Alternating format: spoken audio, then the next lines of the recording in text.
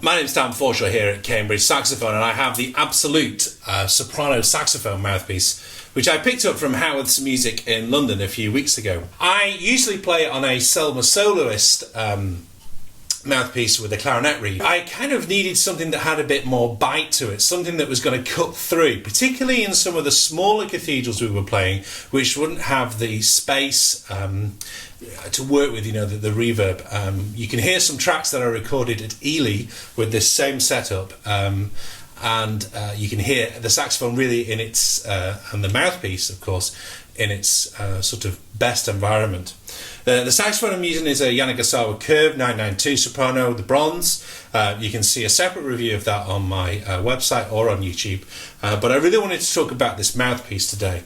So the mouthpiece is a metal mouthpiece. It's got this really fantastic sort of hexagonal structure around the base of the instrument. It's a round chamber mouthpiece, which is unusual for a bright mouthpiece. Normally a lot of bright mouthpieces have square chambers. This has a round chamber, and you can really hear it. It's got one of the funkiest looking ligatures I've ever seen in my life. I love the way these pads sort of sit on the reed at the bottom. Not sure if that's coming through clearly on the video, but of course the most important thing is how the thing sounds.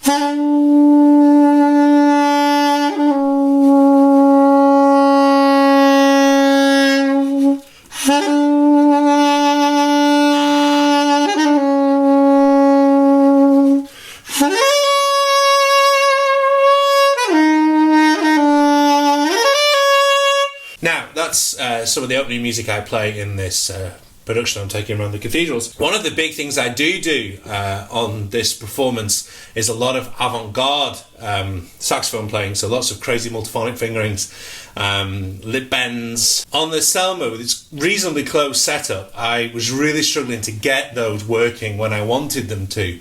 I could get them in the practice room, but on the gig I kind of needed a bit more freedom within the mouthpiece and the ability to be able to shift a lot more air. So you can do that with this piece. I'll just play some crazy multiphonic stuff for you, and you can kind of hear what this mouthpiece can really do.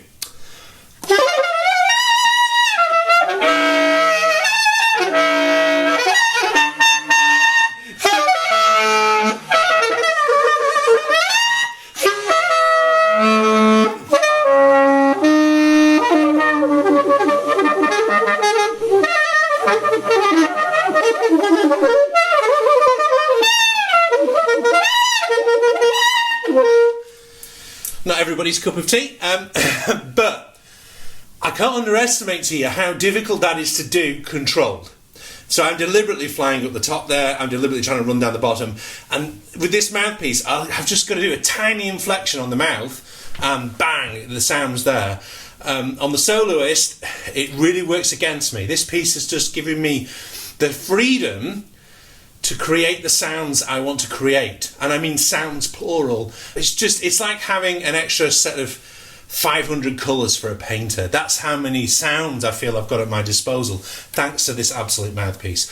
So I would say if you're looking for a mouthpiece that's going to give you freedom to express yourself, freedom to make tones and multiphonics, if you're playing a lot of modern music. One of my favourite modern pieces is a piece called Cuckoo by Barry Cockcroft, an Australian composer, which has a lot of this stuff in. The other week I popped this mouthpiece on, and oh yeah, it was just fantastic. What I do like about it as well is under normal conditions, the intonation is relatively easy to control. Like anything on the soprano, if the venue is cold, it's difficult to get the thing under control. It kind of goes a little sharp at the top, but I think that's a little bit of myself. But it's a lot easier to control than some of the other mouthpieces on the market. But for me, if you're looking for something that needs to open out, so if you're playing, like I was saying, the avant-garde stuff, or maybe you're doing the electronic stuff, kind of the Wayne Shorter Weather Report kind of vibe, this has got to be on your shopping list. So my name's Dan Forshaw. This is the absolute soprano saxophone mouthpiece, and I do hope you've enjoyed this review. Make sure you click on CambridgeSaxophone.com to find out a load more reviews of mouthpieces, straps, saxophones, the whole shebang. Look forward to hearing from you. Thank you very much for watching.